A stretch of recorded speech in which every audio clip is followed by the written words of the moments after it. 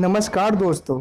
आपके दिमाग में एक सवाल जरूर आया होगा कि जब भारत सरकार के पास अपने नोट छापने की मशीन है तो सरकार अनलिमिटेड पैसे क्यों नहीं छापती है। सरकार खूब सारे नोट छापकर सबको अमीर क्यों नहीं बना देती है। इससे देश की गरीबी मिट जाएगी, न कोई बेरोजगारी रहेगी, न कोई भूखे पेट सोएगा, न कोई भीख मांगेगा।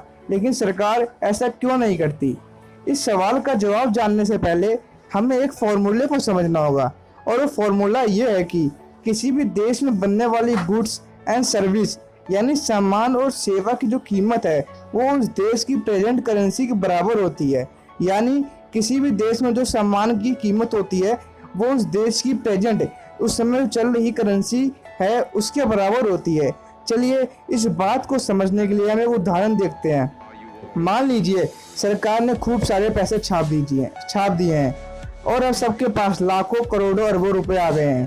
तो मार्केट में एक टूथपेस्ट खरीदने जाएंगे जिसकी कीमत पहले 50 रुपए थी। तो अब वो दुकानदार उस टूथपेस्ट को 50 रुपए में क्यों देगा, जहां वो उस पर पहले 5 रुपए बचा रहा था।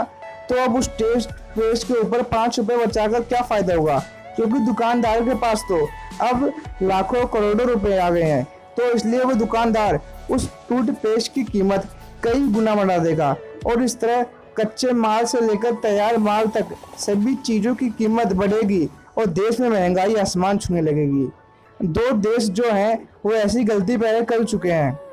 दुनिया के सभी देश इस बात को अच्छी तरह से जानते हैं, लेकिन फिर भी इतिहास में दो देशों ने ये गलती की है। पहला जर्मनी है और दूसरा जिम्बाब्वे।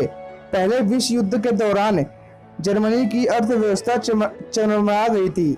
युद्ध की जरूरत को पूरा करने के लिए जर्मनी ने कई देशों से कर्ज लिया था, लेकिन युद्ध में मिली हार से वह कर्ज चुकाने में असफल हो गया। इसके बाद जर्मनी ने सोचा कि हम खूब सारा पैसा छाप कर अपना कर्ज उतार देंगे।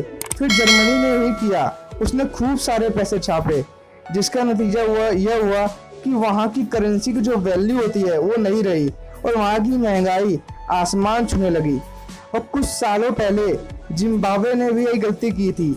जिम्बाब्वे ने बहुत सारे नोट छाप दिए, जिसका नतीजा यह हुआ कि वहाँ की करेंसी का डीवैल्यूएशन हो गया, यानी करेंसी की कीमत कम हो गई और वहाँ के सामान की कीमत काफ़ी हद तक बढ़ गई।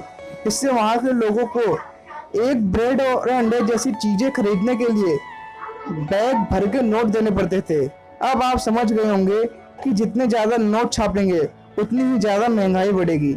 ऐसा करने पर उस देश का आसमान छूटा स्टॉक मार्केट में भी जमीन पर गिरेगा। करेंसी जिसे हम यूज करते हैं उसकी कोई वैल्यू नहीं होती है, बल्कि उसके एक्सचेंज की वैल्यू होती है। जैसे कितने सामान के बदले आप उस नोट को दे सकते हैं। किसी भी देश में कितने नोट छापने हैं यह उस देश की सरकार यानी सेंट्रल बैंक जीडीपी और विकास दर के हिसाब से तय की जाती है। हमारे देश भारत की सब बात करें तो रिजर्व बैंक ऑफ इंडिया तय करती है कि कब और कितनी करेंसी प्रिंट करनी है। भारत सरकार पहले 1 रुपये का नोट छापती थी, लेकिन अब सभी note Reserve Bank of India छापती है। तो अब आपको इस विषय के बारे में काफ़ी कुछ जानकारी मिल गई होगी। आपको पता चल गया होगा कि सरकार खूब सारे नोट छाप कर सबको अमीर क्यों नहीं बना देती। तो चलिए ये वीडियो को हम यहीं पर समाप्त करते हैं, लेकिन ऐसे ही वीडियो और रोचक जानकारी को जानने के लिए हमारे चैनल को सब्सक्राइब जरूर कीजिएगा और लाइक कर दीजिएगा। धन्यवाद।